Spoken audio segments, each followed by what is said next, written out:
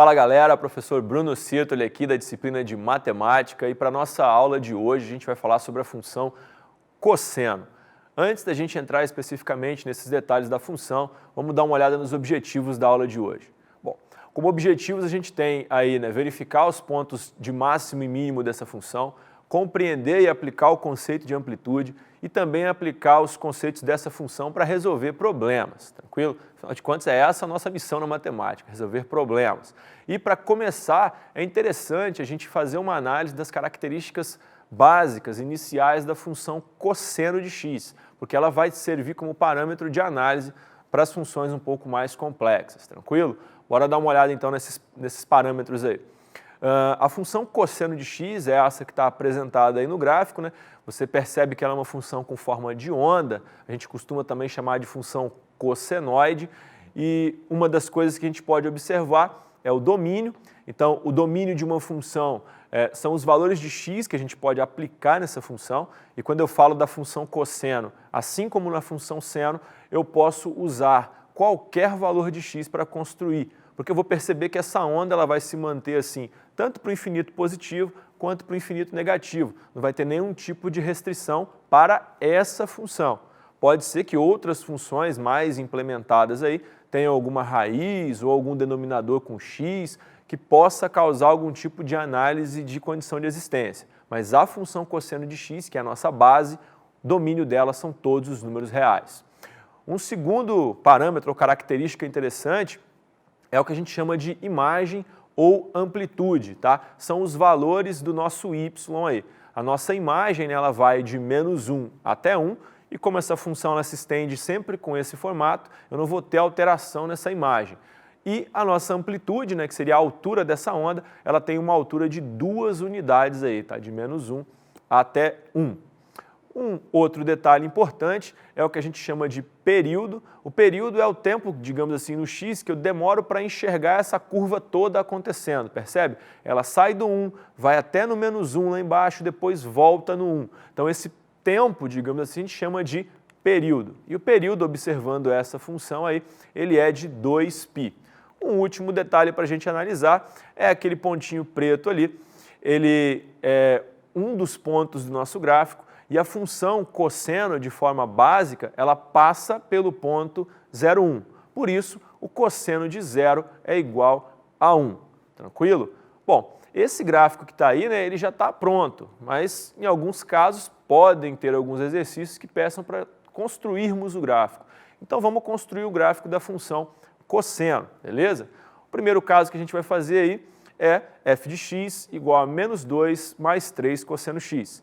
É importante na função trigonométrica, para eu enxergar exatamente aquele desenho da onda completamente, eu determinar os valores de x aonde eu consiga ver tudo isso. Senão eu vou ter que ficar pegando vários valores de x e vou perder muito tempo.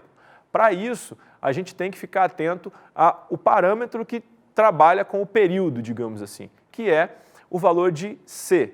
Na nossa forma geral aí, o a mais b cosseno de cx menos d, quem altera o nosso período, e aí se você tiver alguma dúvida em relação a isso, dá uma olhada na nossa aula sobre funções trigonométricas, que lá vai ter todos esses parâmetros bem detalhados. Esse parâmetro c, ele altera o período. Segundo essa formulazinha aí, P é igual a 2π sobre c. O c da nossa função que a gente está fazendo o gráfico, como é cosseno de 1x, esse c vale 1. Então o nosso período vai ser 2π. Beleza? O que quer dizer isso? Que eu vou precisar pegar o x igual a 0 e analisar ele até o x igual a 2π para enxergar todo o nosso gráfico. Mas ainda assim teriam muitos pontos entre 0 e 2π. O que a gente vai pegar agora então são alguns pontos intermediários para ver justamente o máximo e o mínimo desse gráfico. Para isso, a gente tem que fazer o quê? Tem que pegar o 2π, que é o período, e dividir por 4. Quando a gente faz isso, a gente encontra os 3 pontos intermediários interessantes aí. Justamente nessa divisão, a gente vai encontrar como resultado o π sobre 2. Ou seja, eu preciso sair de 0 e ir até 2π andando de π sobre 2 em π sobre 2. Então, o meu próximo ponto é de fato π sobre 2, e aí π sobre 2 mais π sobre 2 vai dar 2π sobre 2, que é π, né? Lembrando que o π vale 180 graus, né? Então o π sobre 2 é 90. Então teria 0, 90, 180, com mais 90, 270, que é o 3π sobre 2, com mais 90, o 2π. Tá? Um detalhe importante aí, né? Se você quiser, né, devido a alguma dúvida, ao invés de usar esses valores em radianos, usá-los em graus, não tem problema nenhum, você vai conseguir construir o gráfico do mesmo jeito. Tá? Vamos fazer então o primeiro valor ali, né? O que eu vou fazer? Eu vou pegar o valor de x e vou substituir na função. Então o que vai acontecer? Eu vou ter f de 0 igual a menos 2 mais 3 cosseno de 0. Aí eu tenho que lembrar quanto é o valor do cosseno de 0. O cosseno de 0 é 1. 3 vezes 1 dá 3, menos 2 vai dar 1. Então o nosso primeiro valor da tabela é 1. Vamos fazer mais um caso para dar uma fixada aí então, galera. Vamos para o π sobre 2. f de π sobre 2 é igual a menos 2 mais 3 cosseno de π sobre 2. Percebe que eu estou usando sempre a função que eu estou trabalhando. E aí, o cosseno de π sobre 2, que é o cosseno de 90, ele vale 0. 3 vezes 0 vai dar 0, menos 2 vai aparecer o nosso menos 2 ali. E daí por diante, eu vou fazendo todos os outros cálculos. Por exemplo, se eu pego o π, que é o próximo ponto, cosseno de 180 é menos 1. 3 vezes menos 1 dá menos 3, com menos 2, menos 5. Depois, o cosseno de 270 é 0, e aí 3 vezes 0 dá 0, menos 2 vai dar menos 2. E o cosseno de 360 é 1, então 3 vezes 1, 3, menos 2 vai dar 1. Se você por acaso tem uma dúvida em relação a esses valores aí, dá uma pesquisada, volta um pouquinho lá na parte de ciclo trigonométrico, dá uma revisada nesses conceitos, porque esses ângulos vão ser muito importantes na hora de construir gráficos, tranquilo? Vamos ver como é que vai ficar o gráfico então depois de pronto. O nosso gráfico então ele vai ficar desse jeito que está aí, ó, beleza? Só que já está prontinho. Se você fosse construir ele, né, o que você faria? Marcaria o ponto 0, 1, depois o ponto π sobre 2 e menos 2, depois o π e o menos 5, 3π sobre 2 e menos 2, 2π e 1. E aí você ia fazer o desenho nesse gráfico aí, passando a sua onda, tá? Um software muito interessante para treinar esse tipo de coisa aí, para visualizar gráficos, é o GeoGebra, é um software disponível na internet, gratuito, onde você pode ficar lá brincando com esses parâmetros, construindo funções, analisando. Ele é bem dinâmico e intuitivo, muito fácil de usar, galera, beleza? Vamos dar uma olhada então num outro gráfico aí, vamos construir mais um então. O nosso próximo gráfico vai ser esse daí, ó, 2 cosseno de x sobre 2.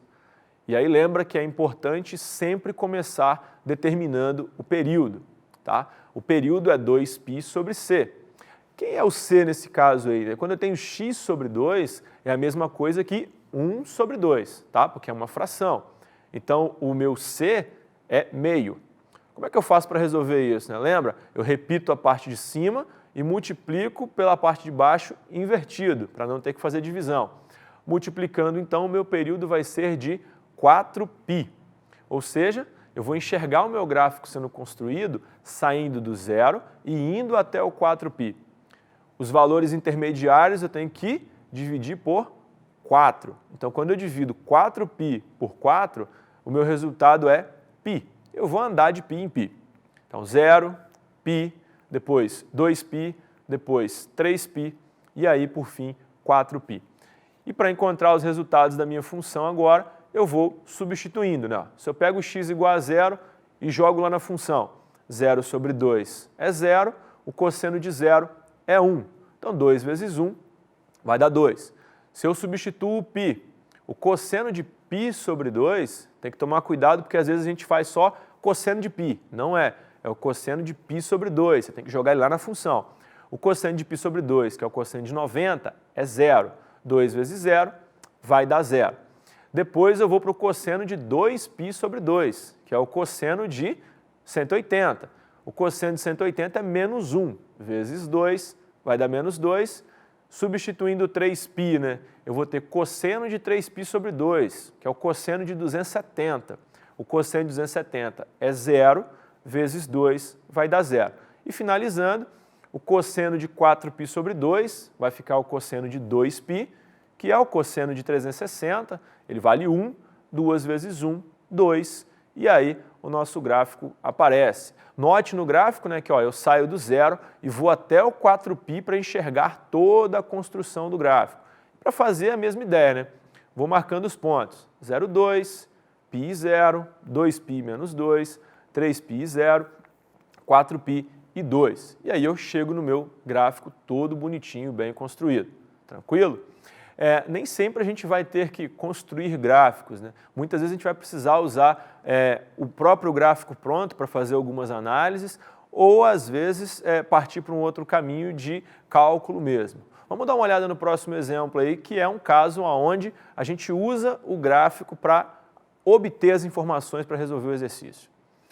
Nesse caso aí eu tenho um esboço, né, de uma função f de x igual a mais b cosseno x, e aí vamos dar uma pausa aí, né, ó, esse a mais b cosseno x, percebe que ele não falou nem colocou o parâmetro c nem o d, ele está preocupado com o a e o b, mostrado na figura.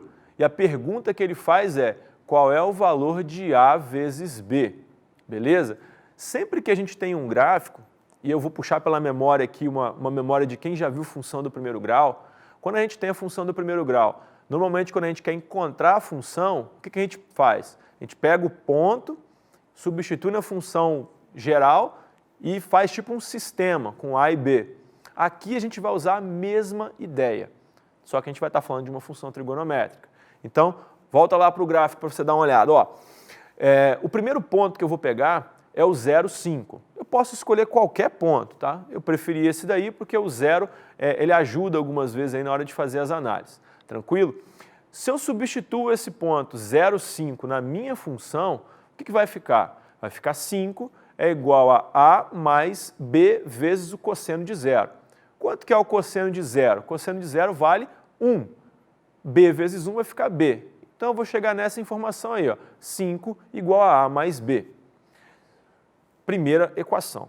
Se eu tenho dois parâmetros, né, o parâmetro a e o parâmetro b, eu preciso de um sistema com duas equações. Então eu vou precisar pegar outro ponto. Vamos escolher outro ponto do nosso gráfico então.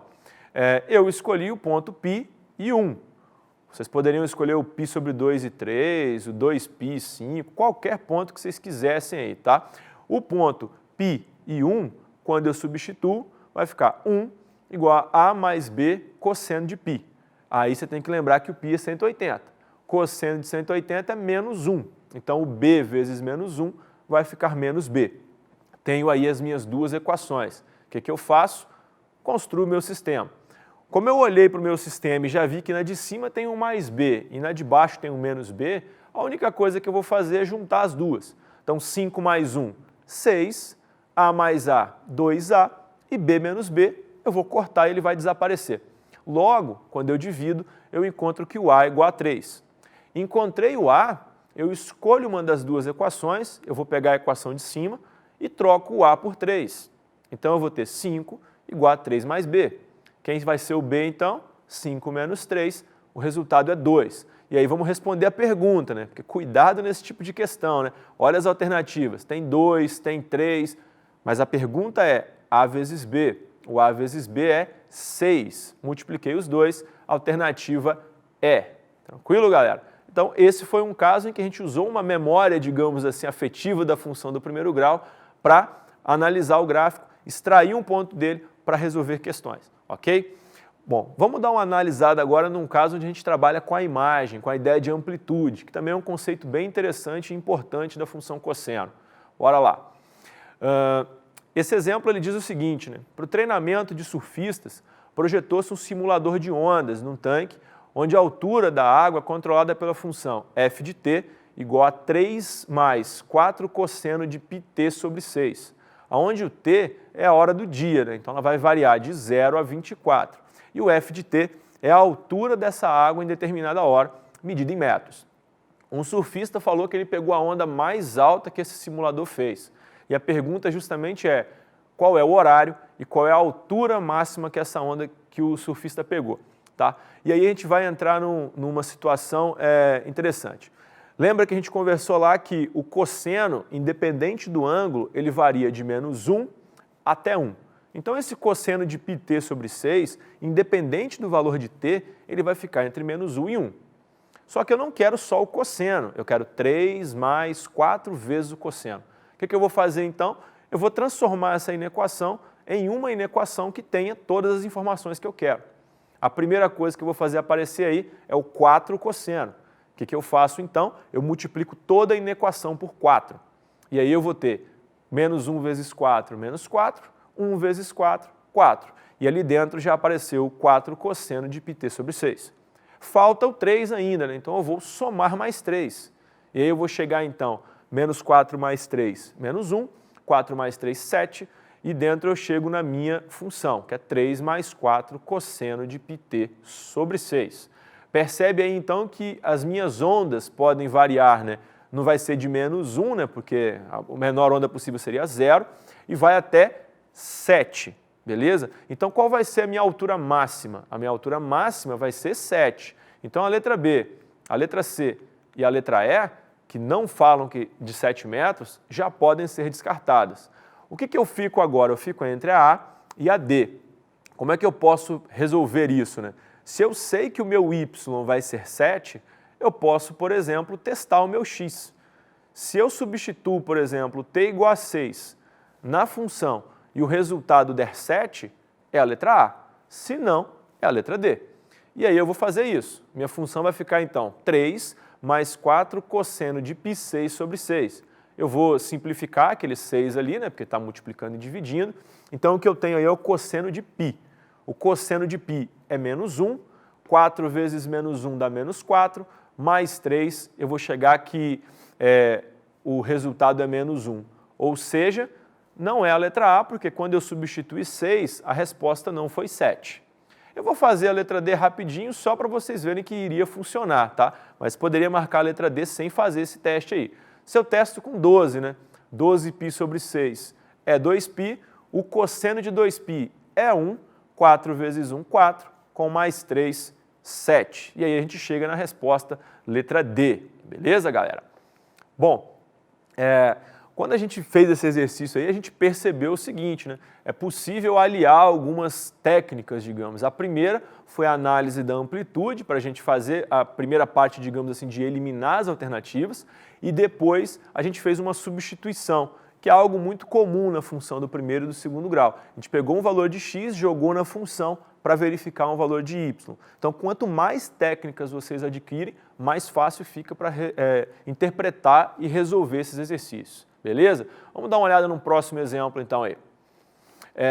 Certo professor de matemática, né, querendo revisar os conhecimentos dos seus alunos, ele fez um jogo da memória diferente. Ao invés de serem figuras iguais, ele colocou de um lado as funções e do outro lado os gráficos. E aí ele quer saber quem vão ser os pares corretos aí, como é que eu vou ligar essas figuras, ok?